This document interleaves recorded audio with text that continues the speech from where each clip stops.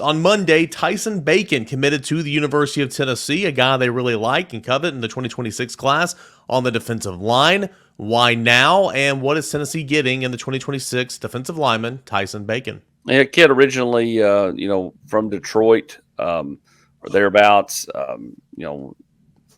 Just a kid moved down here, play some better competition, plays at Hoover.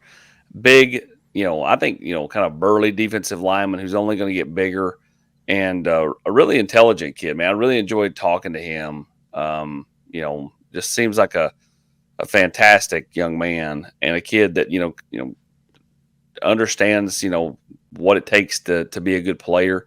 We'll see if he can get there, but you can't teach measurables. And, I think the kid is going to continue to get more and more run. I mean, you saw him, Brandon Anderson, who we'll talk about in a minute.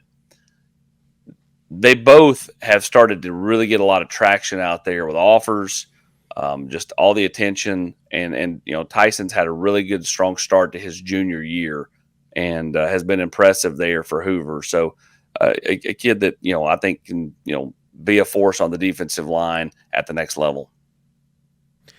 So you had Tyson Bacon here on Monday, and then you brought up Brandon Anderson, a guy that Tennessee covets, offensive lineman, same class. He was in on campus, and he jumped in the boat on Sunday afternoon. What is Tennessee getting in Brandon Anderson? And then overall, it's pretty nice little start here for the 26 class. Yeah, it is a nice start. I mean, obviously, you started it off with the best way you can start it off, and that's your quarterback and the number one player in the country. It only goes downhill when you land the top player in the country in that class. But yeah, Brandon Anderson, again, Georgia, Auburn, Alabama, all those schools have made a huge push here for the linemen there from North Cobb, and wanted to get into town, wanted to tell the staff in person, did so, and then went Sunday morning, and really quick. And Matt Ray had you fully covered on that one.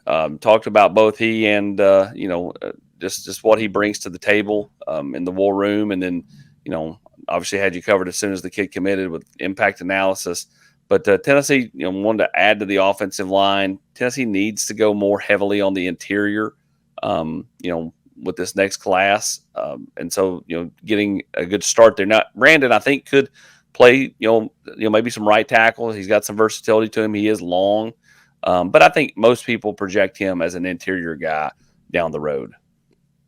Austin, it's kind of like we've seen this story before, right? And what I mean by that is 2022, huge win over your rival Florida, great environment. Yep. 2022, massive win over Alabama, huge environment, fireworks, field storming. Like, those are the conversations that we've had with recruits over the years saying, oh man, I was at that Alabama game. Wow, what a scene, what an environment. You did it in a different way in 2024, but you did the same thing. You beat Florida, you beat Alabama. The environment was crazy. I mean, how much has the last 2 weekends helped in these 26s, 27s who maybe saw Neyland for the first time? Yeah, I mean, I think anytime you can have a fantastic environment, and I thought Florida was really good, but I thought Saturday was fantastic. Yeah. I think anytime you can have, those type of environments, it leaves an impression on kids. I mean, look at Isaiah Campbell. Could Isaiah Campbell pick North Carolina or decide to get back in the boat with Clemson? Sure. But I can promise you, when Isaiah Campbell goes to North Carolina for that visit, that's going to be like going to a church service compared to what he dealt with on Saturday. It's just going to be different. And, that stuff sticks with kids. Like when you get over there and there's such a stark contrast between the environment in Neyland and the environment somewhere else. It stands out to kids. It stands out to families. So it's a big deal. And then, of course, you got the cigars and the celebration afterwards, and, just the scene in the locker room, all that stuff, leaves an indelible impression. And it doesn't hurt it doesn't hurt when you win these games, does it? Correct. Yeah. I mean, when you win them, it just makes it even better. I think for Tennessee, obviously you'd love to be undefeated right now, but as far as, these last 2 games, your 2 big recruiting weekends, they could not have been better for you, both 26 and 27 and even some 25s. So what's next? You had a month that you were away from Neyland Stadium, and you were just hoping to get a home game, right? And you've been back 2 incredible weekends. Now you have an off week, but you do have 2 weekends coming up. So kind of set the scene here for the next couple of weeks of Tennessee recruiting before you're back on the road in Athens. Well, for the Kentucky game, Tennessee has to self-impose an SEC game each year. So the Mississippi State game will be that, they won't have recruits at that game. But for the Kentucky game, I would expect Tennessee to try to get as many commits back in here as possible. I know Faison Brandon's coming back in town. Will they be able to get another player or two in town? Can they, convince a running back? Can they get, they continue to work on DeJuan Morris? Does he give them an actual look, for the Kentucky game?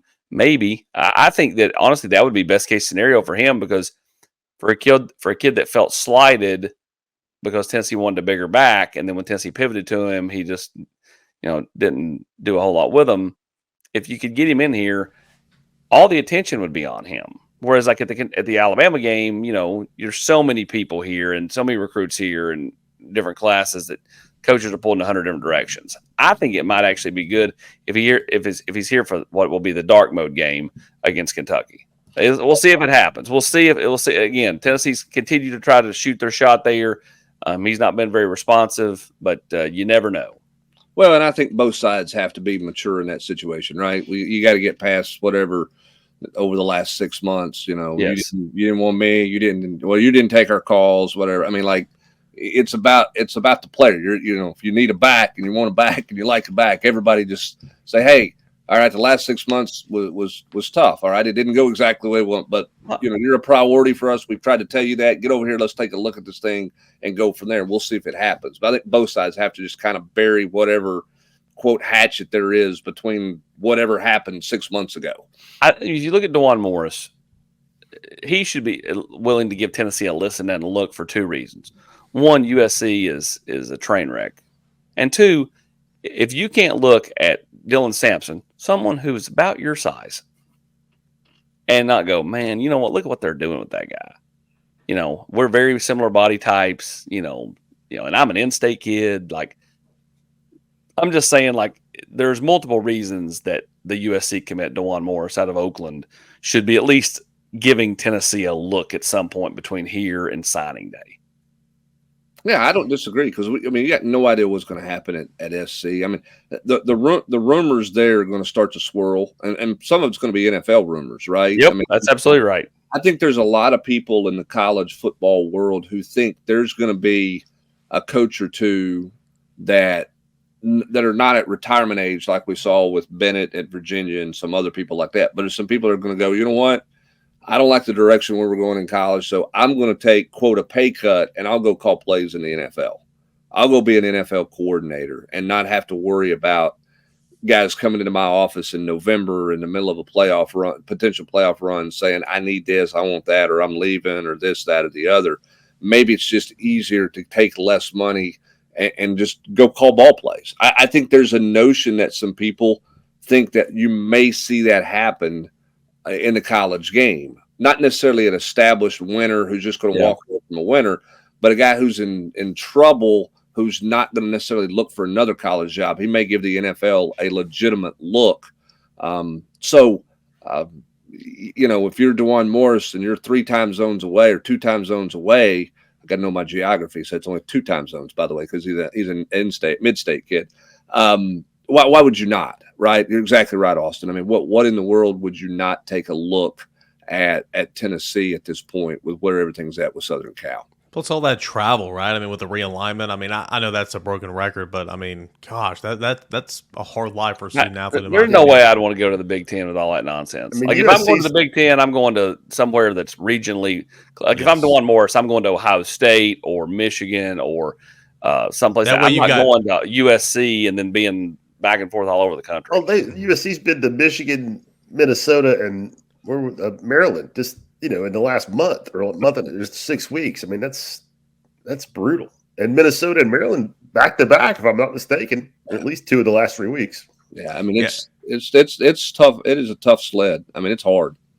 You were talking about coaches, and I know we're onto a bigger subject there, but I mean, look at Chip Kelly. He didn't go to the NFL, but he gave up being a head coach just to go call plays, and he's still in the college realm, so it's not the same. But the head, I forgot his name, head coach of Boston College. He's now DC at Green Bay. Like, just tired of it, right? And so, I mean, I'm with you, man. I think Lincoln Riley 100% is going to be in the NFL. I can see that for Lane Kiffin in the future, maybe. I mean, why deal with all this stuff?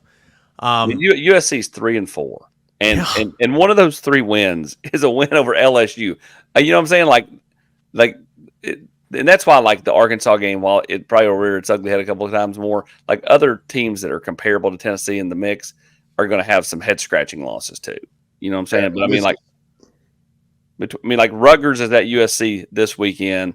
Not that we're going to break down, but I mean, like, they've got a couple more losses definitely in them. And how bad was Nebraska for all that hoopla early in the season? Like, how bad were they at Indiana the other day? Laying egg. AP, you better be careful. That might get cut out of this show. Megan behind the See scenes how bad saying, the people in Nebraska were. Hey, Just the performance against Indiana. hey, on his side, getting sidetracked, but I know Brian Kelly is not, he's maybe doesn't have a lot of fans for his demeanor, but man, Eric, you just made me think. I mean, talking about a professional football coach, Brian Kelly, look at that LSU team and where they are after that first week of the season and where USC is with, just talking about running a program as opposed to calling ball plays. I mean, I'm not I'm not the biggest Brian Kelly fan, but that's a great job. I thought LSU was just trash after that first week. It didn't look good against South Carolina. Yeah, I thought they were way, I was like, that's the overhyped deal. But I mean, they figured out a way offensively, which is not a surprise because that's the win at South Carolina looks a little bit better right now than it did when it originally happened. Yeah, no doubt. But Brian Kelly's done a good job of tweaking that offense because obviously, I mean, Jay Daniels pretty good, right? I don't know if anybody's watched the Washington Commanders. He's a pretty good football player. But to tweak and get the quarterback play and get the offensive efficiency they have going, and they've clearly made a step defensively. Now, what does that look like this week? Because that's a heavyweight fight. Mike Elko's done a really good job at A&M. Now, you knew he inherited some talent. Goes to show you what Jimbo Fisher couldn't get done with some guys down there. But that one's going to be an absolute slugfest between those two teams. And I give LSU credit. I thought they could be walking into a little bit of a hornet's nest at Arkansas coming out of that win, where they didn't have the lead in that game till overtime at the end. But to go in there and take care of business at Arkansas and not look ahead to A&M, pretty impressive maturity in that locker room and good job by that coaching staff to have those guys ready to go. Now they get ready for a slugfest. Yeah, LSU was my team over the offseason where I thought was severely overranked. I think it goes to show you that Nussmeier, though he's not Jaden Daniels, pretty good quarterback, and how good. If you got a good quarterback in college football, you're going to be a pretty good team for the most part, right? And makes good decisions and makes quick decisions, and that's the whole key to playing quarterback. You just can't pat and hold the ball. You got to get it and go. And taking that back to Tennessee, I thought that's what Nico did a much better job of in the second half. It was 1 read, 2 read. If it wasn't there, all right, let me go get 4 yards, and we'll play 2nd and 6 instead of 1st and 13 on a side. Let's just go make something positive happen and play the next play. And I think that's the step that you hope Nico takes moving forward. And I think that's what LSU's getting. They don't have a lot of negative plays at LSU on offense because he's not holding that ball a ton the last few weeks, and it's showing up with their production and efficiency. Yeah, I feel like Tennessee just lived in 3rd and 9, 3rd and 10 in the entire first half. Out the door, a guy that was here on campus and a guy that's been here a couple of times, and obviously a dual sport athlete guy, edge player, AP, Rodney Dunham. Where is he on the board at edge? I mean, he's got to be right there at the top, right? He is, yeah, 100%. Like Tennessee very much wants Rodney Dunham, a guy that just produces there at Myers Park, and you had a chance to watch him play back when we were there for the NC State game, and dual sport star, Tony Vitello wants the kid as a baseball guy too. I mean, that you don't see it done a whole lot, but it's maybe doable for the right sports. But Tennessee's very much in the mix, and Dunham is very much high on their board.